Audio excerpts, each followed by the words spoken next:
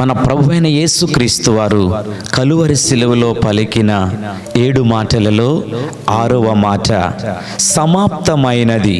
యోహాను సువార్త 19వ అధ్యాయం 30వ వచనంలో సమాప్తమైనదని ఆయన చెప్తూ ఉన్నాడు.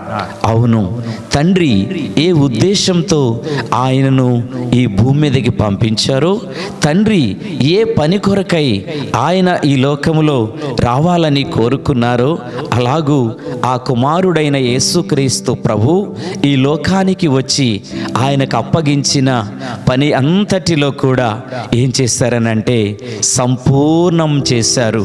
కుటుంబ విషయంలో, జీవిత విషయంలో ఆయన పాపులకు సువార్తను పంచి రక్షించే విషయంలో ఆయన ఇలాగూ జీవించాలో, ఈ లోకములో ఏ రీతిగా సర్వలోక మానవులందరూ ఎలా జీవిస్తే, ఎలా బ్రతికితే పరలోకాన్ని చేరుకుంటారో అవంతటినీ కూడా మన ప్రభు ఏం చేశారనంటే సమాప్తము చేశారు. తండ్రి తనకు అప్పగించిన ఏ పని కూడా మిగలకుండా అప్పగించిన ప్రతి పనిని కూడా సమాప్తముగా సంపూర్ణం చేశారు మన ప్రభువైన యేసుక్రీస్తు వారు. అవును, ఆ ప్రభుని వెంబడిస్తున్న పౌలు భక్తుడు ఈ రీతిగా ఆయన పత్రికలో సెలవిచ్చారు.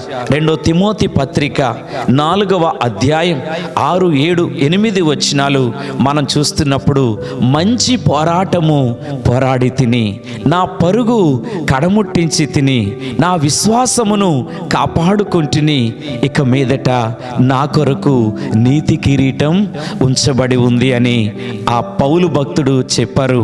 కారణం ఏంటి అనంటే పౌలు భక్తుడు కూడా ఆయన పనిని ఆయన తుదముట్టించాడు, ఆయన పనిని ఆయన సమాప్తము చేశాడు.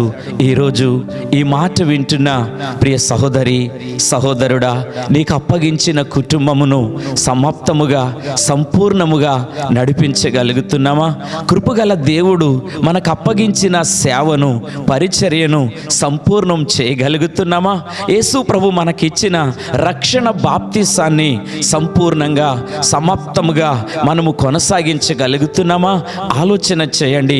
ప్రభు రాకడ అతి సమీపముగా ఉంది కనుక మనకు అప్పగించిన కుటుంబమైన, ఉద్యోగమైన, వ్యవసాయమైన, వ్యాపారమైన, రక్షణైన, సంఘమైన, బాప్తిసమైన మనము కూడా సంపూర్ణంగా సమస్తము కూడా జరిగించాలని మన ప్రభువైన యేసుక్రీస్తు వారు కోరుకుని మనకంటే ముందుగా ఆయనకు అప్పగించిన పని అంతటినీ కూడా ప్రభు సిలువలో పలుకుతూ ఇలా చెప్పాడు, సమాప్తమైనది, సమాప్తమైనదని.